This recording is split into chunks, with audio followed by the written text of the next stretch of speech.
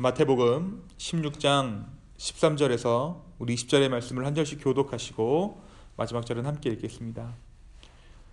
예수께서 빌립보 가이사랴 지방에 이르러 제자들에게 물어 이르시되 사람들이 인자를 누구라 하느냐? 이르되 더러는 세례 요한, 더러는 엘리야, 어떤 이는 에레미야나 선지자 중에 하나라 하나이다. 이르시되 너희는 나를 누구라 하느냐? 시몬 베드로가 대답하여 이르되 주는 그리스도시요 살아계신 하나님의 아들이시나이다. 예수께서 대답하여 이르시되 바요나 시몬아 너가 복이 있도다. 이를 너에게 알게 한 이는 혈육이 아니요 하늘에 계신 내 아버지시니라. 또 내가 내게 이르노니 너는 베드로라. 너에게 이 반석 위에 내 교회를 세우리니 음부의 권세가 이기지 못하리라. 내가 천국 열쇠를 내게 주리니 내가 땅에서 무엇인지 매면 하늘에서도 매일 것이요 내가 땅에서 무엇인지 풀면 하늘에서도 풀리리라 하시고 이에 제자들에게 경고하사 자기가 그리스도인 것을 아무에게도 이르지 말라 하시니라. 아멘. 우리가 어제의 말씀을 통해서 사두개인과 바리새인의 공격을 받으시는 예수님의 말씀을 함께 보았습니다. 이 바리새인과 서기관들, 바리새인과 이 사두개인들은 원래 서로를 견제하고 서로를 미워하던 계파였죠. 하지만 예수 그리스도를 궁지에 몰아넣기 위한 목적 앞에서 그들은 연합하였습니다. 이 정말 바리새인과 사두개인들이 하늘의 표적을 보여달라. 너가 만약에 그리스도라면 하나님의 아들이거든 하늘의 표적을 보여라 이야기하지만 예수님께서는 표적을 구하는 세대 가운데 보여주실 것은 마지막 표적인 요나의 표적밖에, 십자가의 그 부활의 표적밖에 없다라고 말씀하시죠. 예수님께서 시대의 표적임에도 불구하고 예수님이 시대의 표적이신데 또 다른 표적을 구하며 예수님의 능력을 시험한 그들의 마음을 예수님께서 간파하셨던 것입니다. 오늘은 예수님께서 빌립보 지역의 가이사랴 그 도시를 제자들과 함께 방문하신 그때의 상황을 이야기하고 있습니다. 가이사랴 빌립보, 이름이 가이사랴 빌립보입니다. 가이사는 시저, 황제죠. 이름에서 알 수 있듯이 이 지역은 식민 지역에 설립된 황제를 기념하기 위한 도시였어요. 로마 황제를 찬양하기 위한 도시입니다. 그러니까 어떻겠습니까? 정말 크고 정말 화려하고 웅장했고 모든 것이 금으로 도배되어 있었어요. 로마의 영광이 한눈에 들어오는 곳이 바로 이 가이사랴 빌립보 지역이었습니다.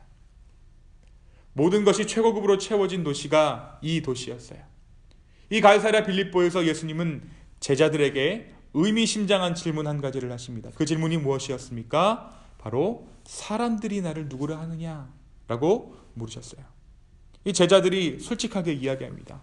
어떤 사람은 세례 요한이라고 얘기하고 어떤 사람은 엘리야라고 얘기하고 어떤 사람은 선지자라고 이야기합니다. 이는 그때의 많은 사람들이 예수님을 향해 가지고 있던 생각이었습니다. 그가 메시아는 아니라 그냥 예수님께서 선지자라는 생각이었죠. 이 대답을 들으신 예수님께서 제자들에게 다시 한번 물어보세요. 너희는 나를 누구라 하느냐? 이에 베드로가 답합니다. 16절입니다. 시몬 베드로가 대답하여 이르되 주는 그리스도시요 살아계신 하나님의 아들이시니이다. 예수님께서는 그의 깨달음을 칭찬해 주십니다. 또 그의 깨달음이 어떤 육신의 연구에서 따른 것이 아니라 하나님 아버지의 인도하심으로, 성령의 인도하심으로 그가 그러한 고백을 하게 되었다라고 말씀해 주세요. 그리고 예수님께서 베드로에게 뭐를 선물로 주시냐면 천국의 열쇠를 선물로 주십니다. 19절입니다. 너가 너에게 천국 열쇠를 주리니 내가 땅에서 무엇인지 매면 하늘에서도 매일 것이요 너가 땅에서 무엇인지 풀면 하늘에서도 풀리리라. 얼마나 축복된 말씀입니까? 오늘 말씀이 우리에게 무엇을 말해주고 있을까요? 예수님께서 제자들에게 이런 질문을 하신 그 지역이 어디이고 그 상황이 어디인가 우리가 함께 볼 필요가 있습니다. 지금 예수님과 그 제자들은 세상의 영광 한가운데 있어요. 그 화려함 가운데 지금 있습니다. 바로 그곳에서 예수님은 제자들에게 너희가 나를 누구라 하느냐 물으세요. 주변의 제자들 눈에 보이는 것이 무엇입니까? 이방신들에게 절하고 있는 사람들이 눈에 보이는 거예요. 아름다운 빛깔의 옷을 입고 황금을 드리며 황금으로 지어진 그 신당에서 제사를 드리고 있는 그들의 모습들이 보입니다. 바로 그때 예수님은 물어보세요. 너희가 나를 누구로 하느냐? 사랑하는 여러분, 명심하십시오. 예수님께서 예수님의 존재를 확인하는 장소는, 우리에게 예수님이 누구시냐라고 물으시는 장소는 예배당이 아니에요. 은혜의 현장도 아니에요. 집회 가운데 물어보시지 않습니다. 예수님은 세상 한복판에서 우리에게 질문하시는 거예요. 떵떵거리며 잘 사는 사람들 앞에서, 하나님이 누구신지 모르는 그 사람들 앞에서, 정말 세상의 한복판 가운데 우리가 살고 있는 그 중간에 예수님은 우리에게 물어보십니다. 너희는 나를 누구라 하느냐? 세상의 좋은 것들, 그 중에서도 가장 좋은 것들로 채워진 그 도시에서 예수님은 이 질문을 제자들에게 하십니다. 이 세상의 영광, 이것들보다 너가 나를 더 사랑하느냐?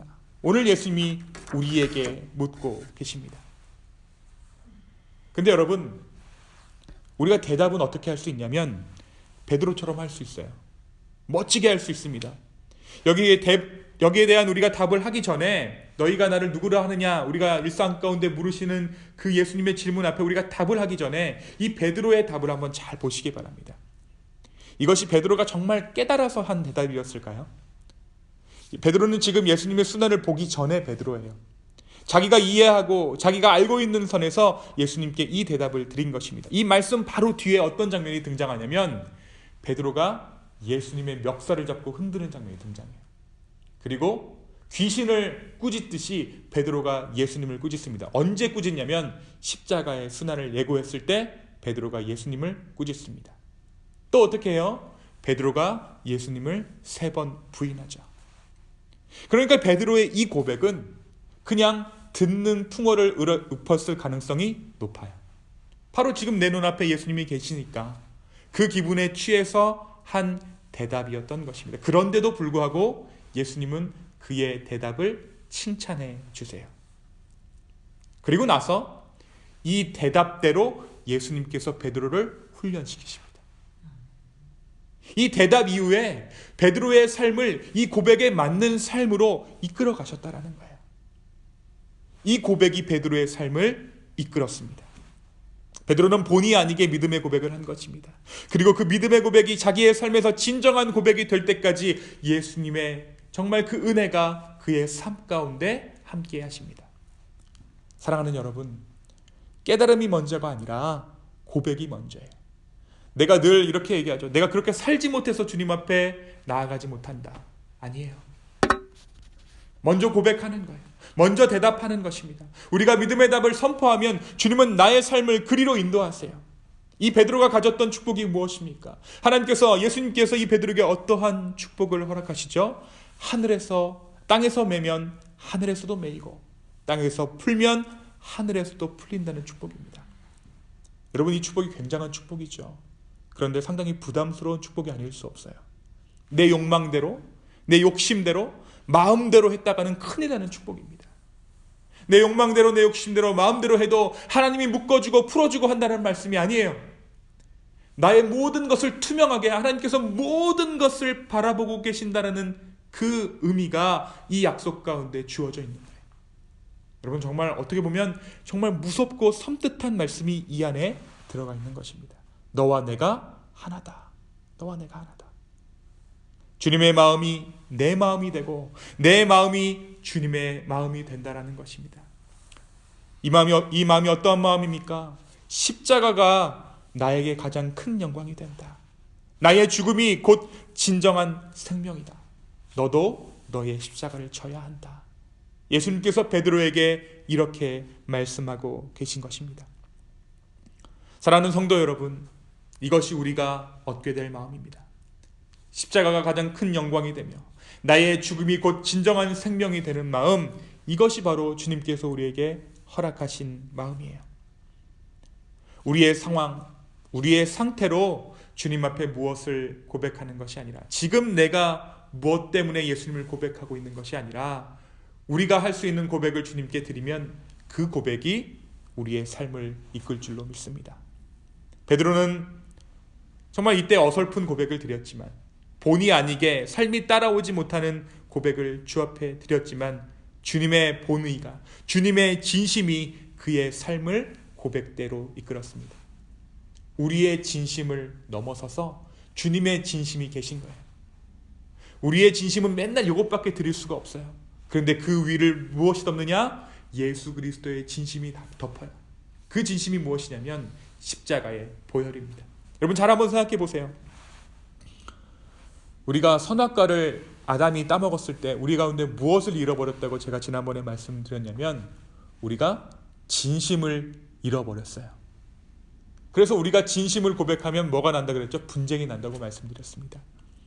또 진심 말하려고 하면 어떤 때는 이게 진심 같고 또 상황에 따라서 우리의 진심들이 정말 달라질 때가 있습니다. 영화 제목 가운데도 이런 제목이 있죠. 지금은 맞고 그때는 틀리다. 그때는 맞고 또 지금은 틀린 그 상황들 가운데 우리의 진심은 늘 왔다 갔다 해요. 그러나 그 상황들 가운데 우리가 드릴 수 있는 그 고백, 그 위에 예수 그리스도의 은혜와 그 예수 그리스도의 정말 예수 보혈이 우리의 삶을 덮을 때 그 마음을 주님께서 받아주시는 줄로 믿습니다. 오늘 하루 너희는 나를 누구라 하느냐라는 그 질문 앞에 이 세상 한복판에 우리가 주님 앞에 섰을 때 주님 오늘 우리 가운데 물어보실 것이에요. 너희는 나를 누구라 하느냐? 그 질문 앞에 우리의 삶을 주님 드립니다. 주여 나의 삶을 인도하여 주십시오 라고 고백할 수 있는 저와 여러분의 오늘 하루 되기를 예수 그리스도의 이름으로 축원합니다. 이 시간 함께 기도하겠습니다. 주님, 세상 한복판에서 세상의 영광이 가득한 곳에서 너희가 나를 누구라 하는 그 질문 가운데 주님 우리의 고백들을 아버지 앞에 올려드립니다. 그리고 그 고백들이 우리의 삶을 이끌어 주실 줄로 믿습니다. 주님 우리는 연약하고 우리는 날마다 넘어집니다. 그럼에도 불구하고 우리의 삶을 일으켜 세우시고 날마다의 삶 가운데 은혜 베풀어 주시는 주님, 그 주님 의지하여 오늘 하루 살아갑니다. 성령 하나님 우리와 동행하여 주시옵소서. 감사합니다. 모든 말씀 살아계신 예수님의 이름으로 기도하였습니다. 아멘.